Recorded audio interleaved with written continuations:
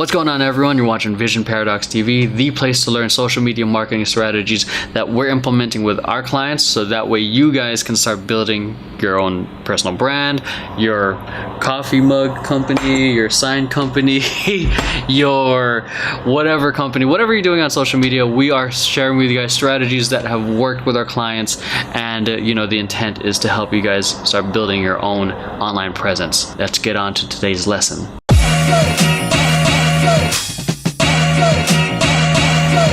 Today I'm going to be teaching you guys how to do YouTube keyword research, which is different from how you would do it for Google keyword research, being that Google is its own search engine and YouTube is its own search engine. It's like different social media platforms. They have their own methods of approach. Say your short tail keyword is passive income. Say, just for an example, that's the keyword you're trying to rank for Google, and that's what you're using for YouTube. If that happens to be the thing that people are looking for, it's going to pull up not just the Google search results, but also bring up videos from YouTube and other sources. The main thing that I want you guys to leverage or understand is with YouTube, you get a little bit more specific in terms of your messaging. So by the end of this video, you're going to learn how to easily and quickly do keyword research for YouTube and how to quickly organize it and how to properly find high-ranking keywords that will best serve you, your audience, and the content you're creating. Let's get right onto it. Onto the screen, the first tool you're going to want to get is TubeBuddy. There's other solutions out there. I think the other one's vidIQ. I just seem to really like how this one flows well with my workflow. I've used both at the same time, and you can, but eventually the user interface clashes, especially when you start writing your tags. It's available for Mozilla, Firefox, and Google Chrome. All you gotta do is sign in, sign up using your YouTube account, and you can get the extension or add-on on Google Chrome and Firefox, and you're good to go. So once you have that installed, this thing will show up, little TubeBuddy icon here. All you got to do is log in. There should be a login area in the bottom, and then you have access to the tool. So it's a free software, both vidIQ and more of a freemium software for TubeBuddy and vidIQ. It gives you suggested keywords, and it allows you to explore keywords with a limit. But I think it does the job fairly well if you just keep on searching. So what it does is when you start searching for keywords, it suggests a whole bunch for you, and if you find that something that's valuable for you, go ahead and get a more premium version, but I'm good with just using it the way it is. To start using the keyword research tool, is here, click on TubeBuddy, Tag Explorer, boom. Okay, and then we're going to use the same example before of passive income, and this happened to be ranking really well, low competition, and a good search volume. Passive income ideas, copy that, and we're going to copy it here, how it ranks. And as you can see, the scoring is straight up very bad. 10 out of 100, very high competition, not as much search volume compared to the amount of content that's out there for it. So this means you got to be a little bit more specific on what you're trying to search. This is where it comes into play of knowing who your target audience is. I think the previous example we did was like for graphic designers or college students. So we're going to go with passive income ideas for college students. All right, that's good. It's a little better. So what I'm using here is Airtable. If it's your first time watching me and this happens to be the video you're on, I'm using a free online software called Airtable. I think it is Google Sheets on steroids. It's not that great on doing formulations, but it is great in organizing the crap out of everything else. Calendars, keyword rankings. So let me show you an example real quick. This is actually a client's Airtable. I just happened to change it to example because this is the cleanest one out of all of them. Okay, so what I like about it, just a quick demo, and just a heads up, this isn't a paid sponsorship or advertising. I just really like the software.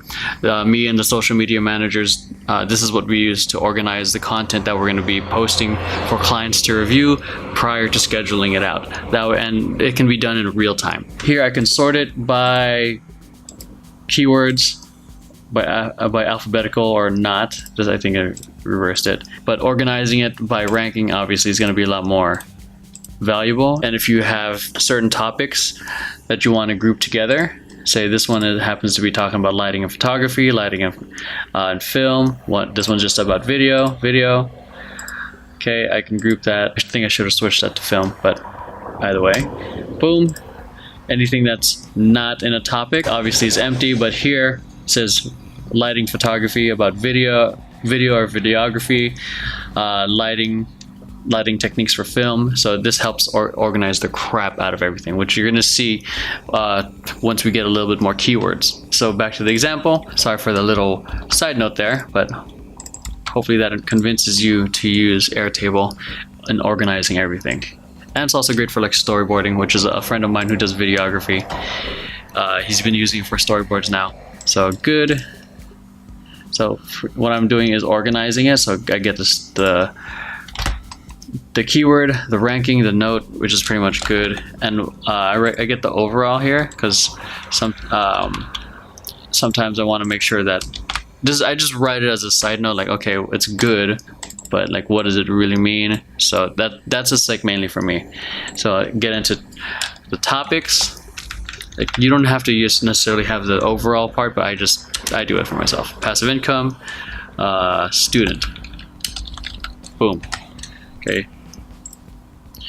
Let's do another one. Okay.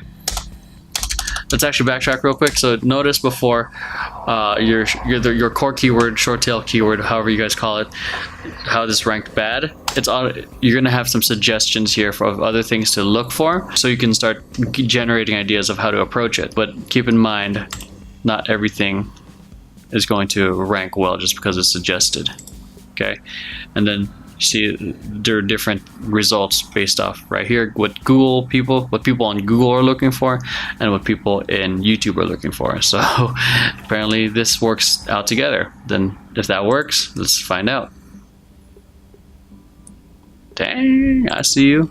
All right, wasn't expecting that one. Boom. It's still like, it's good. I aim for good to very good. Anything that's below fair, like I'm like anything that's below like 50, like this one, is like no go. The only reason I even got it was for an example. So notice, even though it's good, always look at the ranking. So let's start looking for, let's switch it up, going back to this example, best work from home jobs. Okay, decent search volume, low competition, and people want to learn the best options.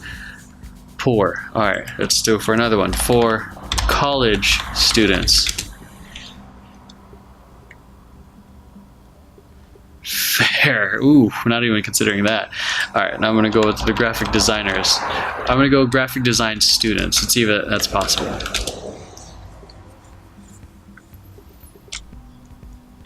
Boom, there we go, for graphic design students. Okay, or it can be like art students or whatever it is. Oh no, I didn't mean to do that. Okay, very good, 79 out of 100. Very good. And I just copy this. Even though there's some competition, the search volume is high enough to make this a great keyword to target. That's good to know. So, work from home student. Cool.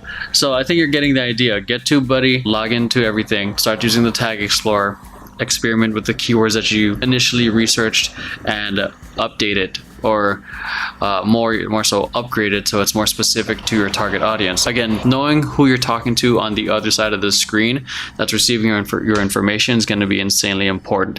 It gives you a guideline of what to search for or how to modify your keywords when you're trying to find good ones. So once you got your keywords, organize it in something like Airtable, Google Sheets, Excel, whatever works for you. I'm going to search for a few more and then we're going to organize it and then we'll wrap it up. So luckily I already created an example for you guys on another tab. I generally aim for 10 to 20 keywords for each topic. This is just a quick example. The other stuff I do for mine, YouTube keywords, I aim for at least 10 to 20. And the reason I have this is YouTube used to actually allow you to see the search results. So how to dance. If you do now, not so much anymore. Okay, what's cool is that you still see how it's a good low competition keyword on Google, but if you do show the keyword score here for YouTube, not so good. So good on YouTube, low competition, pretty good search volume. Opposite kind of thing going on for YouTube. So that's something to keep in mind. It's not the same. Okay, so right now I'm gonna organize it real quick. Very easy. Sort by ranking. Bam. Group. Let's go by passive income by topic. Boom. And now you have some organized content to share. And now you have topic ideas for your YouTube, things you can talk about on your Facebook, your Twitter, Instagram. So now you can create content about people who want to do graphic design and work from home. So you can talk about 5 different options how to work from home, or you can talk about one that you prefer, or working on Fiverr, or how to become a freelancer. There's a lot of ways to approach this, and you can do the same thing with Facebook, Instagram, Twitter, and whatever else that you're going to be on. Your caption can be something like personal, like for 5 years now I've had the pleasure of doing graphic design, of working from home while doing graphic design, so on and so forth. Your the story of what led you from point A to point B, and leading up to a call to action, like I'm ready to teach others how I created my success story. Click on the link down below, or click the link in the bio to sign up for my free workshop, that kind of stuff. Or it can be a little bit more straightforward, like I've created 5 ways for graphic designers to work from home. Straightforward. But the whole point is now that your message has a core audience that you can speak to, because if you're trying to speak to everyone, like there's a lot of people who want to work from home, but the thing is, like, not everyone speaks the same thing. Like your personal perspective, your personal truth is what's going to help people connect with you. Say you are a graphic designer, or you're someone trying to teach passive income who's a stay-at-home mom. They'll easily resonate with that, because those other people are coming from the same place. If you're just someone teaching passive income for try everyone, which is cool because you're serving a larger audience, I think the more specific you get, the more effective your message will be, because then coming from your truth and you talking to them, they'll be able to relate to your message a lot more, and they'll listen to you more, because when they say I teach passive income for graphic design students, they'll be like, oh, that's for me. And if you just say I teach passive income, there's a little bit of hesitancy. It's like, okay, cool, just another guy teaching passive income, but does it work? Does it work with my life? Does it work with my lifestyle, with this random person teaching passive income? The value of knowing your audience, the previous exercise of creating a buyer persona, now doing the exercise of keyword research, and then the next thing to continue refining your buyer persona is surveying, which I'm going to be covering in another video, because I believe the best way to better understand the other person, because I think marketing in general comes back to not just knowing where the attention is, but to be able to do sales or things like that, you got to be able to empathize with the other person about their problem. Because if you're too focused on the sale, people are going to detect that, and they're gonna back off and feel hesitant. But if you are coming from a place where I get that you're struggling with this. I get that you don't want to do this. I get that you wish that it was easier. And coming from that place and being a solution for them, people are going to love it. That's why I think surveys are effective, because you start learning exactly how they picture this problem, and not only that, it's also great for copywriting, because you can use the same exact phrases and problems and challenges that they give to you. All these tools are giving you perspective on who you're serving or who you're trying to help. So that's it. I hope you guys enjoyed today's video. So if you guys are trying to level up your social media marketing, whether you're trying to get a job as a social media marketer, trying to use it for your own small business, or trying to build your own personal brand, I really suggest you guys check out our course in Social Media Marketing 101. It's not just here's Facebook, it's not here's Instagram, here's how you do it. We do step by step. This week we focus on creating the buyer persona. This week we focus on finding the platforms that best fit a buyer persona. Next week is create this content strategy. Next week is execute. So if you guys are interested in that, make sure you click the link down below and check it out. So that's it. Make sure you hit like, subscribe, share this with friends who you think will benefit from it. And yeah, I'll catch you guys in the next video. Thanks for watching, and I'll catch you guys next time. Peace.